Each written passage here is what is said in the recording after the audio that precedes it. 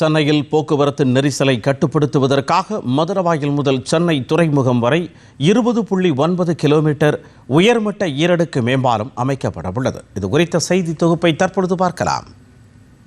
சென்னை போன்ற பெருநகரங்களில் போக்குவரத்து நெரிசல் என்பது பொதுமக்களுக்கு பெரும் சவாலாகவே உள்ளது. நாள்தோறும் அலுவலக பணிக்கு செல்வோர் முதல் பள்ளி கல்லூரி செல்லும் மாணவர்கள் என அனைவரும் பாதிப்பிற்குள்ளாகின்றனர். மேலும் இந்த சாலையில் அதிகளவு கனரக வாகனங்கள் செல்வதாலும் போக்குவரத்து நெரிசல் ஏற்படுகிறது. இந்நிலையில் போக்குவரத்து நெரிசலை கட்டுப்படுத்தும் நோக்கில் மத்திய அரசு ஈரடுக்கு மேம்பால திட்டப்பணிகளை விரைவுபடுத்தியுள்ளது. 2008ஆம் ஆண்டு அறிவிக்கப்பட்டு துவங்கிய இந்த திட்டப்பணிகள் பல்வேறு காரணங்களால் 2011ஆம் ஆண்டே பாதியிலேயே நிறுத்தப்பட்டது. இதனையடுத்து சென்னை மக்களின் கோரிக்கையை கருத்தில் கொண்டு மத்திய அரசு ஈரடுக்கு மேம்பாலமாக இந்த திட்டத்தை மீண்டும் துவங்கி இதற்காக 5800 கோடி ரூபாய் ஒதுக்கீடு செய்துள்ளது. 20.9 கிலோமீட்டர் தூரத்திற்கு அமைக்கப்படவுள்ள இந்த மேம்பாலம் 5 கிலோமீட்டர் தொலைவு கூவமாற்றின் மீது செல்லும் வகையில் உள்ளது.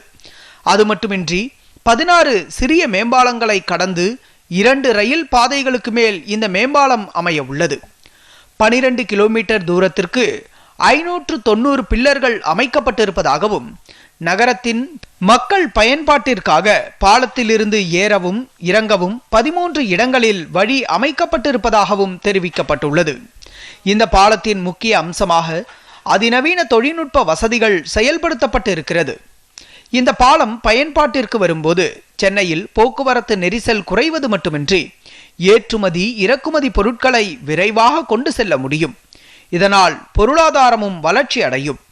தற்போது நடைபெற்று வரும் ஈரடுக்கு மேம்பால பணிகள் குறித்தும் இந்த திட்டம் எப்போது நிறைவு பெற்று மக்கள் பயன்பாட்டிற்கு வரும் என்பது குறித்தும் இந்திய தேசிய நெடுஞ்சாலை ஆணையத்தின் மண்டல அதிகாரி வீரேந்தர் சாம்பியால் விளக்குகிறார். Now we have already planned that at present it is from Port to Mudurvail. Beyond Mudurvail up to ORR we have already finalized the documents. The bids has been invited. So hopefully within a month or within 2 months this work will also be awarded. And we are hopeful that by end of 2027 we will complete this project. இந்த மேம்பாலம் அமைக்கப்பட்டு விரைவில் திறக்கப்பட உள்ளது. சென்னை மக்களின் கோரிக்கையை மத்திய அரசு நிறைவேற்றி உள்ளது என்பதை குறிப்பிடத்தக்கது. டிடி தமிழ் செய்திகளுக்காக ஒளிப்பதிவாளர் ஆருணுடன் செய்தியாளர் கௌதம்.